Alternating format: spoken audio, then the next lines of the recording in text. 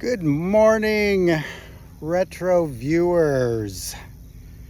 Today I'm going to do something I've wanted to do for almost 1 year since I purchased this kayak right here. I'm going to, I don't want to say attempt, because I'm going to do it. I'm going to kayak that river right there. That is the Missouri River. I'm putting in here at Weldon Spring, and according to my research, it's 20 miles to St. Charles down the river.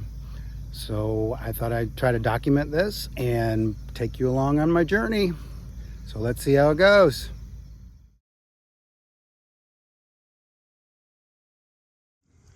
Okay, so here I am getting ready to shove off.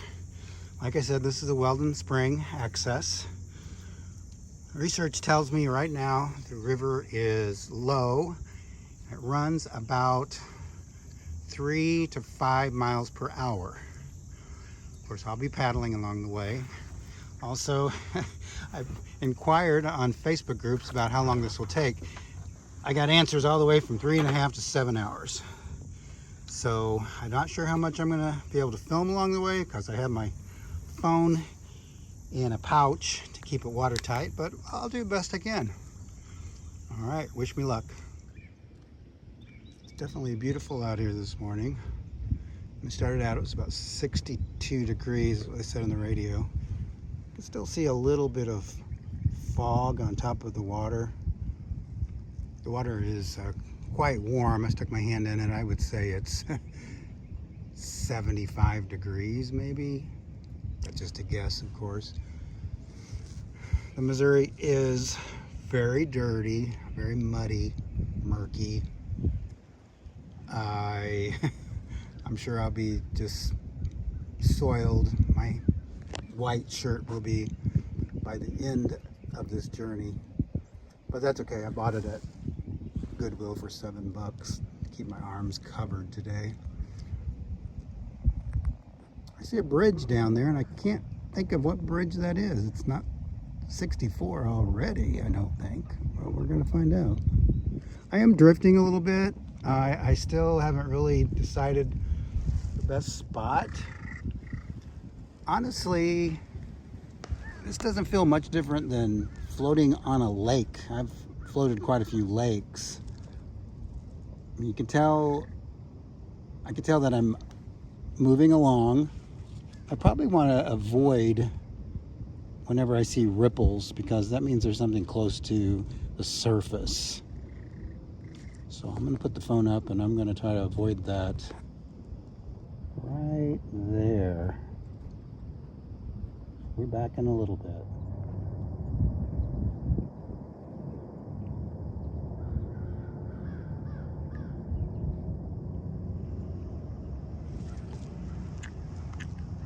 Okay, there's where I came from. There was another marker back there, but I couldn't read it. I could have swore though it said 48.2, and I'm thinking, have I just gone 1/10 of a mile? If that's the case, I'm gonna be on this river a long time today. But that's okay, I've given myself a lot of time. Now I'm floating backwards. This kayak, while I do like this kayak, it doesn't track the best. Of course, we are going east, kind of northeast, really. Now, earlier I said, I don't know what bridge that is. Well, I would guess I was having a brain freeze. Of course I know what bridge that is. That is Highway Interstate 64, or as the old-time locals say, that's Highway 40. I reject that interstate stuff. So 6440. If you're wondering, on the left here, this is St. Charles County. On the right, that's St. Louis County. We did just have a boat pass by. That's why I have a little bit of a ripple here. So as I'm going down today, I'm going under 3 sets of bridges. Highway Interstate 64, and then 364, and then finally Interstate 70 going into St. Charles. I plan on pulling out right after the casino at Interstate 70. Here I am shifting around again. I'm going to pull out at the boathouse. Now, some people may wonder, why don't you just go down to Blanchette Landing in St. Charles? I thought about it, but my wife is picking me up today, and I just felt like she would be more comfortable parking at the boathouse. And besides, if I get there early, I can go walk into town and get some ice cream or something. Okay, so I'm going to keep on going, and we'll go under Highway 64 here in just a moment. Thought that I'd pull out here a minute to kind of show you a little bit of the river and how far it is down. This sandbar right here, now about a month and a few days ago, there was a huge deluge storm around here. In St. Peter's, we got about 10 inches of rain in 24 hours. Didn't affect this river that much because once it stopped, it just flowed on down the river. But notice how far that sandbar is. At times, this whole area is covered up. Okay. Now again, it's pretty narrow right now. And so far, it's very calm, relaxing, slow. So if you're interested in floating this river, I would encourage you to do so. It's not, I always thought it'd be really daunting to float on the Missouri River, and it's really not, at least not so far. I haven't met a barge or anything. Let me show you my setup that I have right here. So here's my kayak. It's a very simple kayak, Pelican. It does the job.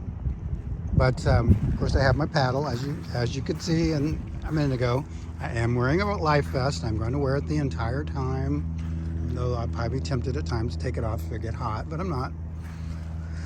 There is absolutely no place to stop between Weldon Spring and St. Charles. So if you do float on this, take plenty of water. That's my extra water there. I don't even think I'll get to it today, but I might. And I have my water bottle, my bike water bottle. I also have another thermos in there. That'll be my coolest water right there. I brought a cooling towel. And then in the back here, I have brought my lunch. Made a couple peanut butter and jelly sandwiches, a few other items. If I can get this open, put them right there. Yes, I did bring some toilet paper just in case. I don't anticipate needing that, but you never know. It was pretty neat when I pulled up here on the sandbar. There were a bunch of huge fish that I scared, and they jumped up and swam away. I don't know if they were catfish or what, but they're pretty cool. I'd like to go fishing on this sometime. Okay, so I'm going to push off. I'm going to keep going. Go under Highway 64 bridge. Once again, Highway I-64 40 bridge. It runs into Chesterfield there. There's some measurements on this bridge of height of the river. The number I can see clearly says 63, but you can really tell that this river is down. 29 years ago, the Great Flood of 1993, Highway 64 was flooded in Chesterfield there. Of course, now they've built levees and built all sorts of businesses, and they say it will never flood again. But, yeah, I witnessed that. So here we go. I'm going to float under the bridge. There used to be another bridge right here. They called it Daniel Boone Bridge. And I believe they tore that down, oh gosh, early 2000s, I think. But it's been gone a long time.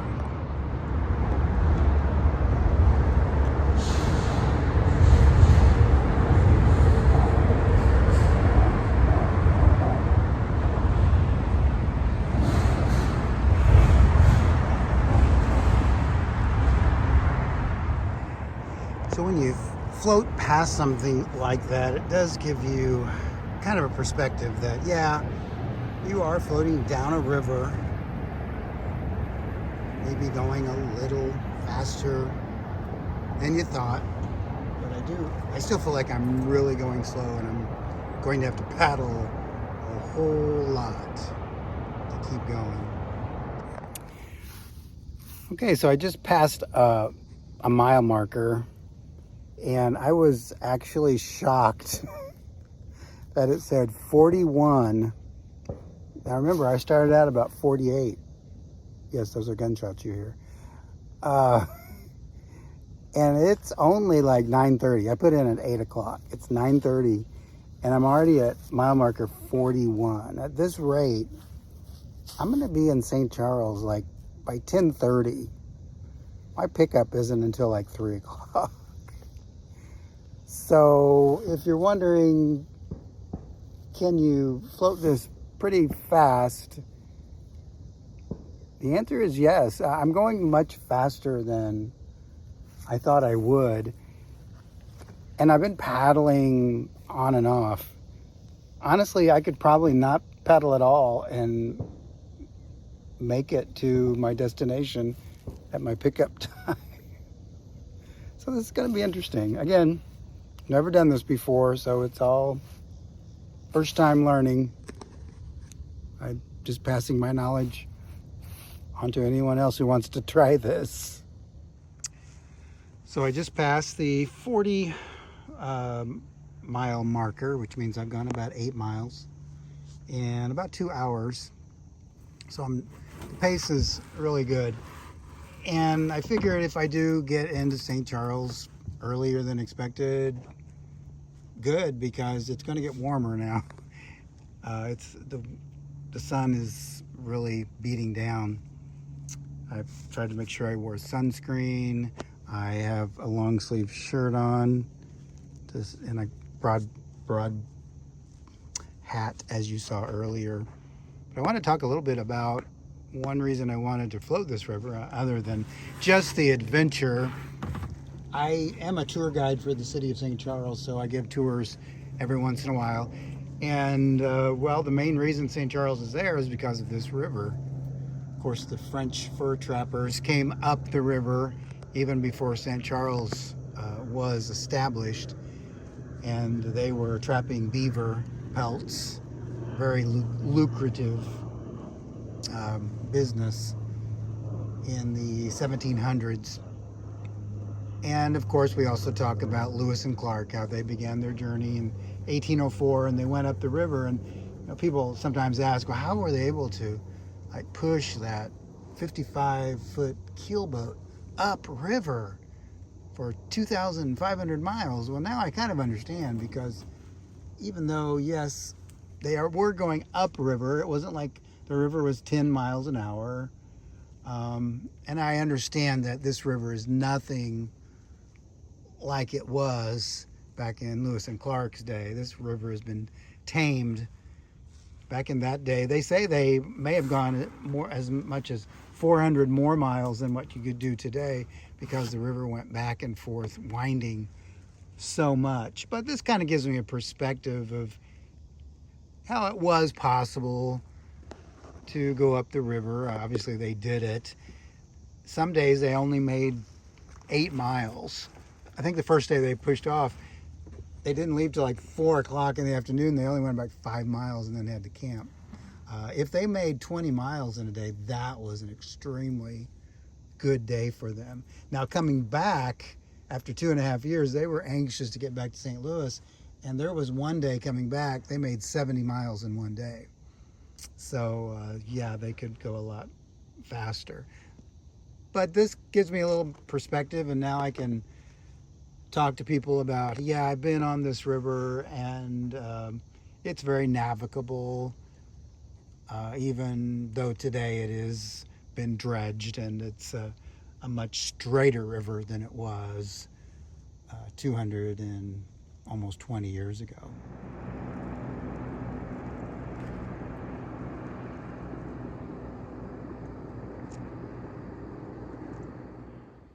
As you can see, there is a old power plant up ahead there. I have not done any research on this. I don't know anything about it. If you're watching this and you know anything about this, this is on the St. Louis County side. Leave a comment. Very curious about what it is. When I get closer, I might try to get out, but I don't think there's any place to pull out there. So I'll probably just float on by it in a moment. Okay, so I've decided definitely not to try to go ashore here because those rocks look pretty jagged, but I thought I'd get closer here. Again, if anybody knows what this plant is, I was assuming, oh, it doesn't operate anymore. And it sure looks from that smokestack that it doesn't, but it may serve some sort of purpose. And I do see a door open up there. I can kind of get around here. But yeah, it obviously back in the day provided some power for St. Louis side. Some water gushing out over there. Kind of interesting.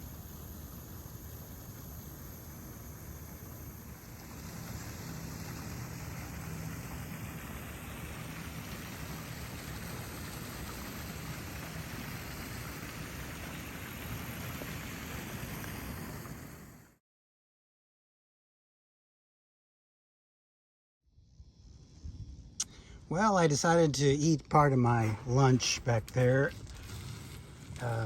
It was 11 o'clock, so yeah, I'll kind of split this lunch in two. I ate one of my peanut butter and jelly sandwiches, ate a strip of beef jerky, teriyaki, really, really yummy, and a few Stacks chips. I'll eat the rest of it, probably a little after 12 or so. I just wanted to say something about if you're interested in floating the Missouri River, how much experience do you need?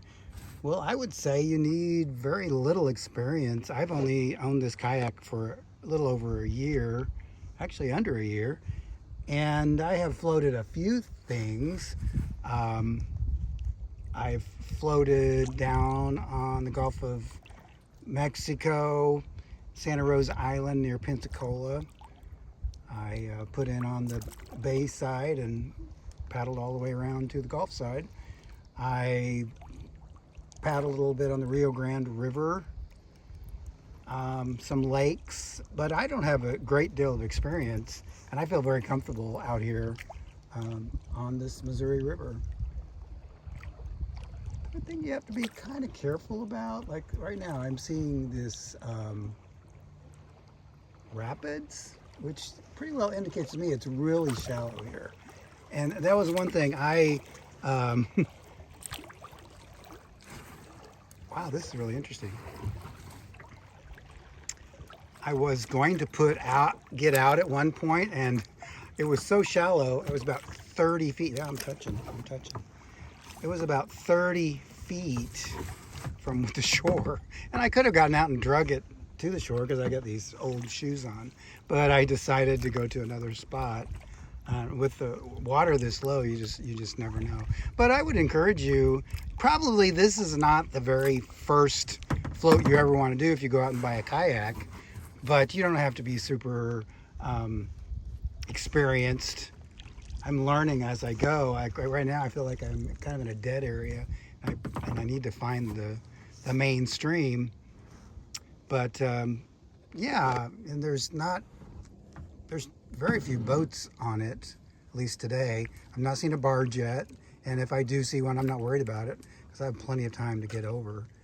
So yeah, I would encourage you to come out and float a little bit of it.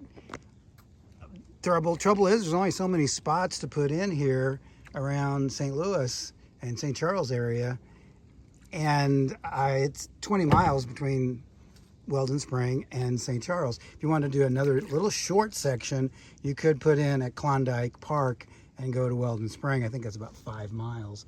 If you just wanted to see what it's like. Now, if you like pristine waters, this is probably not your float. There's an old joke that If you look down in the Missouri River, you can see the bottom of it. Yeah, because it's floating on the top. It's a very muddy river. The old timers had a saying, the Missouri River, too thick to drink, too thin to plow.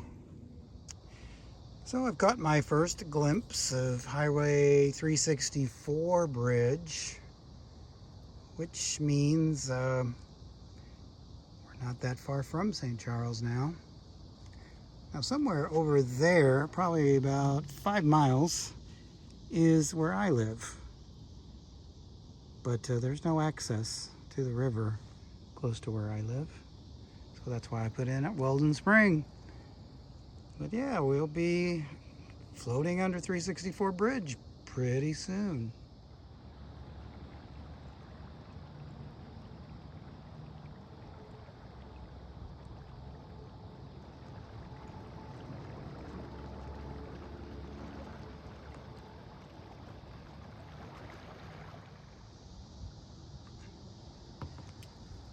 So I have driven across this bridge many times. I always look over at the river, see what the water level is. Often wondered what it would be like to float on that river out there. Well, I need not wonder anymore. Also, I hear an owl over there. I doubt if I could get the sound, but it's pretty neat. Those folks get to see the river every day. All the changes of the seasons. That must be pretty nice.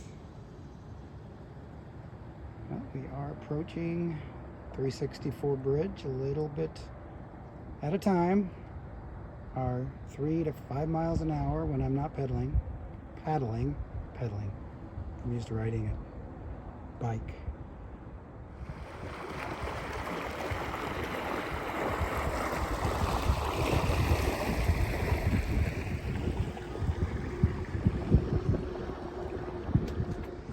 Now we're actually getting a little bit of a breeze here. I think this section serves a little bit like a breezeway, and it feels good, don't get me wrong, but since it's kind of a headwind, I feel like it's kind of impeding my progress a little bit. Now I'm going sideways, so I guess that's okay. I can always just go with the flow, as they say. There's where I've been.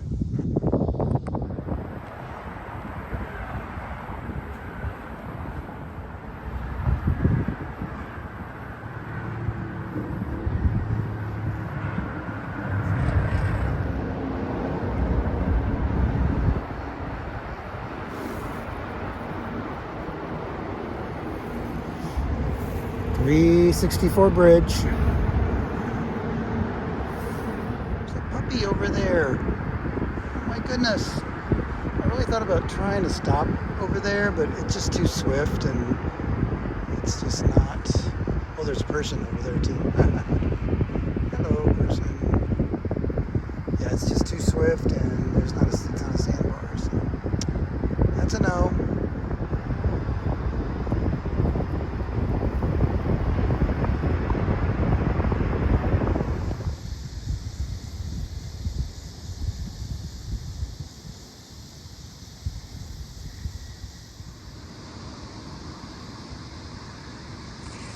There's a bike trail up on that bridge I've ridden across a few times. If you go there to the right, you can go all the way to Creve Coeur Park. It's a very nice park.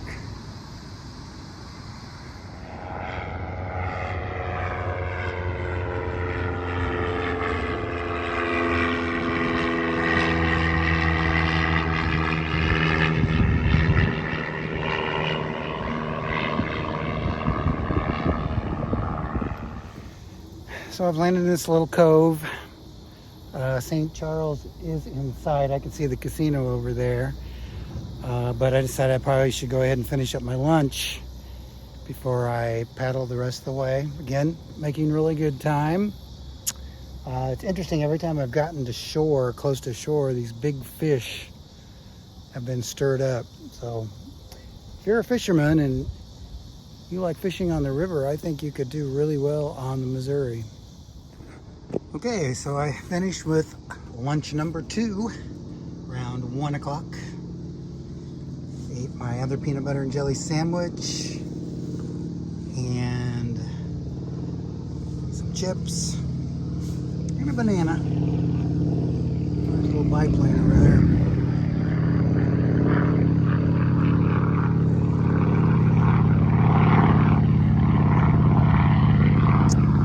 We are close to Spirit of St. Louis Airport. That's when you've heard all those little planes flying as I have been paddling. The bigger planes come from Lambert, of course. A lot of Southwest jets today. People wanting to get away, just like I did today, but I got away on the river.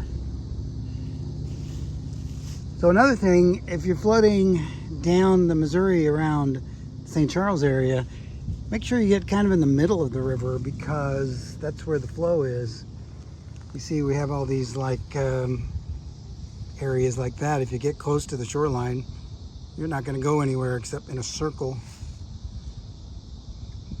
So get in the middle and let the river take you. Like I said, I have not seen a barge today. Haven't had to worry about that. Only seen like 2 boats on the water, 2 boats out of the water. So I've pretty much had this to myself. Been a lot of fun. Okay, next thing you'll see is the I-70 bridge. And the first sight of the I-70 bridge. And right over here is a sand company. It's next to the Family Arena, which is an indoor facility where they have concerts and sometimes indoor soccer matches. But yep, there's I-70 bridge. I keep hearing a blast of a horn, and I don't know what it is. I thought first, well, it must be a barge coming, but I don't see any barge. But we could still see a barge today, possibly. Several turkey vultures over there. Looking for something to eat. Something to wash up on the shore. And there we have I-70 again. Right past I-70 is Ameristar Casino. And right past the casino will be my landing point at the boathouse. I'm getting a little bit concerned. It's kind of swift right there. I hope I can get on land there. And over on the other side we have Hollywood Casino. I'm not a big casino person myself. I don't like just giving away my money. If I'm going to do that, I'll give it away to charity. Either that or buy myself a boat.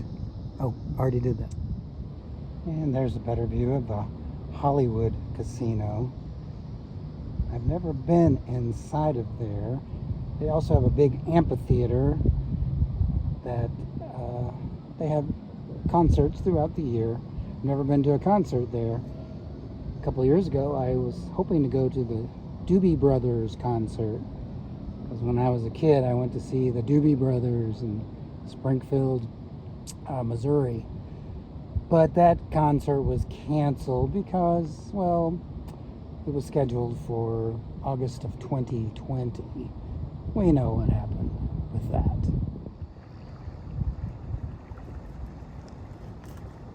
And once again, there is I-70. Interstate 70. Kind of a fun fact about Interstate 70 and St. Charles. Of course, the interstate system was begun under Eisenhower in the 50s.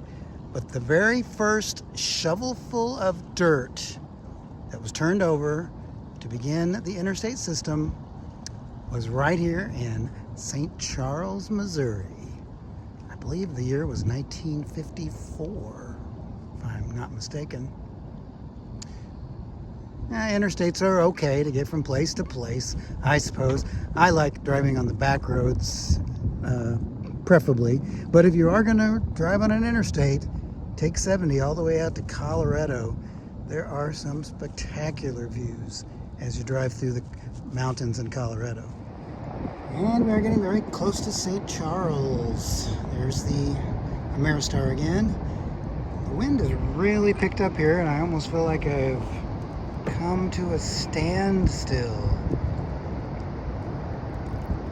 And as I said before, I'm really hoping I can pull in next to the boathouse, because that's where my ride is supposed to pick me up. If not, I can go all the way down to Blanchette Park. Yeah.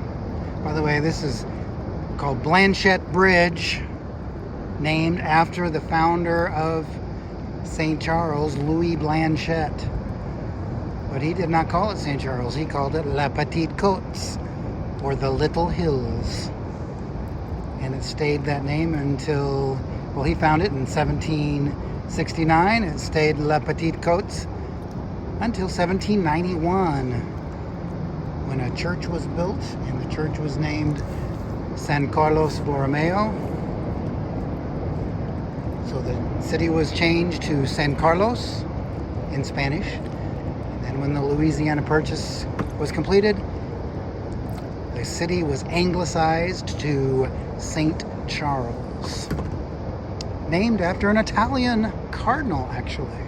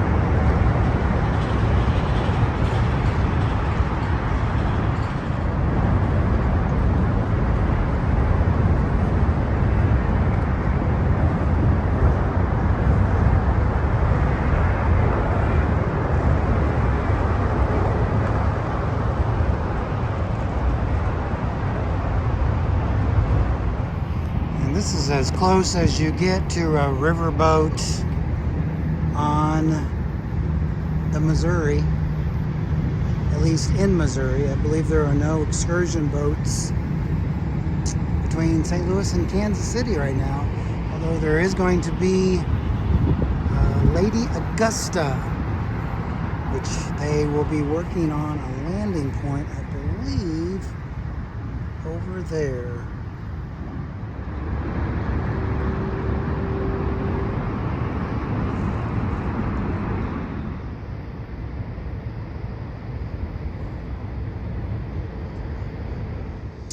And there's my destination, my landing spot, the Lewis and Clark Boathouse in St. Charles. If you like Lewis and Clark history, that is an excellent place to stop. Have a very nice film, lots of memorabilia, 3 replica boats from the Corps of Discovery. I'm gonna have to put my phone away and figure out how I'm gonna land. See you in just a moment. Well, this is where I took the kayak out of the Missouri River. I started at 8 o'clock this morning, got here about 2 o'clock. So 6 hours, 3 stops. That wasn't too bad. Now, if you go about 12 more miles down that way, you hit the confluence of the Missouri and Mississippi rivers. I'll have to save that adventure for another day. So thanks for coming along with me. If you liked the video, give it a thumbs up. Subscribe to my channel for more content. Until next time, have yourself a retro adventure.